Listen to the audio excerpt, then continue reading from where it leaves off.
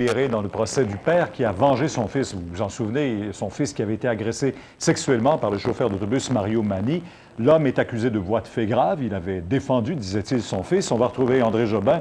André qui est sur place. Est-ce qu'on attend une décision pour ce soir, bientôt? Non, puisque la surprise même de la juge, Claire Barrette-Jonca, à 4h30, après 1h15 de travail, ils ont fait savoir que c'était terminé pour aujourd'hui, qu'ils reviendraient seulement demain matin, avec une question d'ailleurs, mais avec une réponse pour demain matin seulement, c'est-à-dire qu'ils veulent savoir, comme l'avait d'ailleurs témoigné le père, si véritablement d'autres parents, comme l'accusé, avaient essayé en vain de contacter des autorités de la commission scolaire et du transporteur d'écoliers. Sauf qu'il sera difficile de répondre à cette question puisque le procès est terminé, donc impensable de faire venir d'autres témoins. Bon, maintenant, s'il était trouvé coupable, de quelle peine est-il passible? Il est passible d'une peine maximale de 14 ans, mais entendons-nous, 14 ans, ça c'est dans les cas extrêmes, récidivistes, avec des cas beaucoup plus graves. Il est possible qu'il écope d'une sentence de moins de 2 ans avec sursis. Il appartiendra bien sûr à la juge Claire Barrette-Jonca de décider s'il était trouvé coupable. Et tout ce que les jurés ont à faire dans les discussions, c'est de déterminer si oui ou non il croit ou non le père, l'accusé, quand il dit qu'il ne savait pas ce qu'il faisait au moment où il a frappé Mario Mani, qu'il a retrouvé ses sens en voyant le sang sur l'accusé, sur la victime. Sur la victime. Merci beaucoup, André. Eh bien, au revoir. À Québec, maintenant, dans un autre procès qui est très suivi, une autre cause, c'est un jury qui vient de reconnaître Régent Parent, qui subissait d'ailleurs un deuxième procès.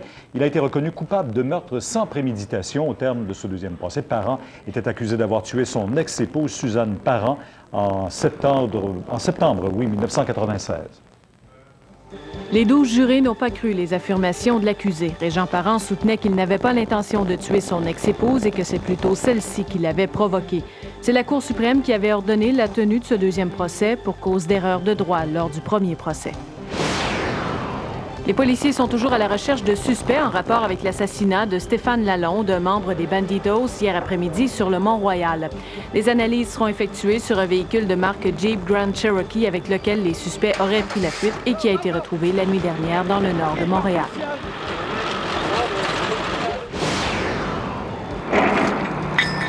La vitesse serait à l'origine d'un accident qui a coûté la vie à un jeune homme de 22 ans la nuit dernière à l'Assomption, à l'est de Montréal. Le conducteur a perdu la maîtrise de son véhicule sur l'autoroute 40 et a fauché un poteau. 2 autres personnes ont été gravement blessées. Cet homme n'y est pas allé de main morte pour voler un commerçant de l'Est de Montréal le 23 août dernier. Le suspect s'est présenté en soirée à la station-service du 2727 Hochelaga. Dès que le commis a eu le dos tourné, le voleur a sorti un couteau et s'est rendu derrière le comptoir pour voler l'argent de la caisse.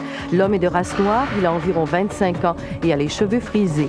Toute personne ayant des renseignements sur ce suspect peut rejoindre Infocrime au 514-393-1133 en toute confidentialité.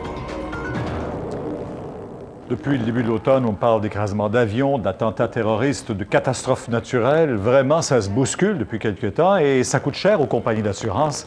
Au bout du compte, devinez qui va payer le prix? Ben oui, c'est vous et moi. Et comme va nous le dire Charles Faribault, préparez-vous à voir vos primes d'assurance bondir. On parle d'une moyenne de 20 %.